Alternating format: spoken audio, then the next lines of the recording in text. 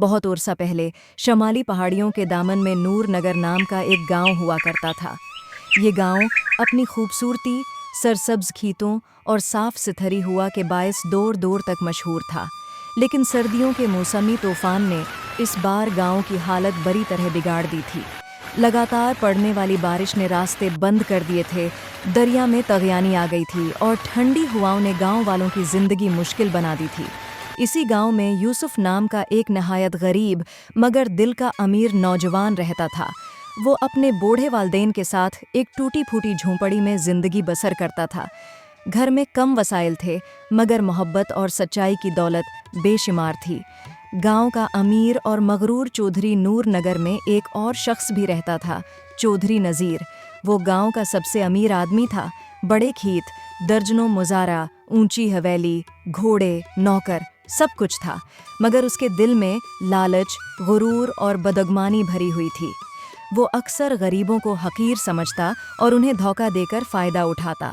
ایک شام جب بارش زوروں پر تھی اور ہوائیں درختوں کو ہلا رہی تھیں، چودھری نذیر نے گاؤں میں اعلان کروا دیا، سنو سنو، میرے خزانے کا ایک بڑا صندوق گم ہو گیا ہے۔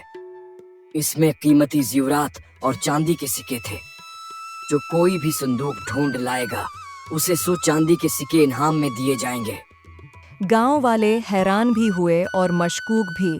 یہ چودھری نذیر انعام دے گا؟ ہاں ہاں، کبھی نہیں۔ اگر صندوق کوئی لائے گا تو الٹا الزام لگائے گا کہ اس نے کچھ چرا لیا۔ سب ہنستے اور اپنے اپنے گھروں میں جا بیٹھے۔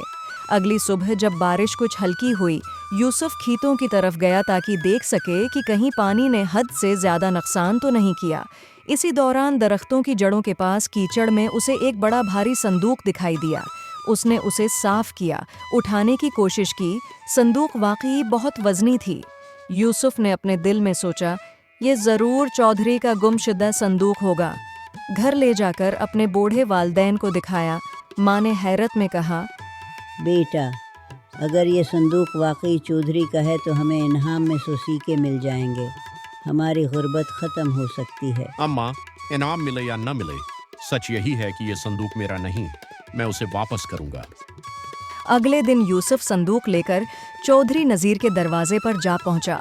چودھری نے صندوق دیکھا تو اس کی آنکھیں لالچ سے چمک اٹھیں، مگر کچھ ہی لمحوں بعد اس نے مصنوعی حیرانی سے کہا، یہ میں کیسے مان لوں کہ تم نے صندوق سے کچھ نہیں نکالا؟ چودھری صاحب، میں نے اسے ویسا ہی پایا جیسے یہاں ہے۔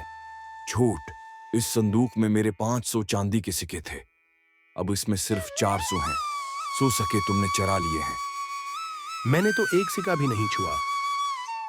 چلو قاضی کے پاس۔ قاضی صاحب نور نگر کے سب سے سمجھدار اور انصاف پسند تھے۔ دونوں ان کے سامنے پیش ہوئے۔ چودھری نے شور شرابہ کیا، الزامات لگائے، بہت بولتا رہا۔ یوسف خاموشی سے کھڑا رہا۔ قاضی صاحب نے صندوق کھولا، اس میں موجود سکے گنے اور پھر جو کچھ یوسف بتا رہا تھا اسی کے مطابق پایا۔ کچھ دیر غور کرنے کے بعد قاضی نے کہا، چودھری نذیر، اگر تمہارے صندوق میں واقعی 500 سکے تھے تو یہ صندوق تمہارا نہیں، کیونکہ یہ تو صرف 400 والوں کا ہے۔ یہ صندوق فی الحال یوسف کے پاس رہے گا۔ اگر اصل مالک نے 2 ہفتوں میں دعوی نہ کیا تو یہ اسی کا ہو جائے گا جس نے اسے پایا۔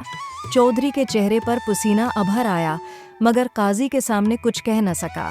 گھر آ کر یوسف کی ماں نے خوشی سے کہا، بیٹا، قاضی نے تو یہ صندوق تمہیں دے دیا۔ اللہ نے چاہا تو اب ہم بھی سکون سے رہیں گے۔ اماں، میں نے فیصلہ کیا ہے کہ یہ صندوق واپس چودھری نذیر کو دے دوں گا۔ کیوں بیٹا؟ وہ تو تم پر جھوٹا الزام لگا چکا ہے۔ یہ صندوق اس نے غلط نیت سے نہیں کھویا تھا، اور نہ ہی میں اس کی غلطی کا فائدہ اٹھانا چاہتا ہوں۔ میں غریب ضرور ہوں لیکن بے ایمان نہیں۔ جب یوسف صندوق لے کر چودھری کی حویلی پہنچا تو چودھری حیرانی سے کھڑا رہ گیا۔ یوسف نے کہا، چودھری صاحب، یہ صندوق آپ کا ہے، قاضی کا فیصلہ کچھ بھی ہو، میں آپ کا حق نہیں رکھ سکتا۔ وزیر کے چہرے پر ایک عجیب سی نرمی چھا گئی، اس کی سانسیں بھاری ہو گئیں۔ وہ چند لمحوں تک خاموش رہا، پھر دھیرے سے کہا، یوسف، میں نے تم پر غلط الزام لگایا۔ سچ تو یہ ہے کہ اس صندوق میں 400 سکے ہی تھے، मैं खुद लालच में आ गया था। तुमने मेरी रूह को झंझोड़ दिया है। आज से मैं अपनी जिंदगी का तरीका बदल दूंगा। ये 100 चांदी के सिक्के बतौर इनाम तुम्हारा हक है और मैं वादा करता हूँ कि आइंदा कभी किसी गरीब के साथ नाइंसाफी नहीं करूँगा। से कहा। यूसुफ ने इनाम के सिक्के कबूल किए और अपने वालिदैन के पास खुशी खुशी वापस चला गया। अंजाम, चौधरी नजीर वाकई बदल गया। उसने अपने खेतों से पैदा होने वाले अनाज का कुछ हिस्सा हमेशा गरीबों में तकसीम करना शुरू कर दिया।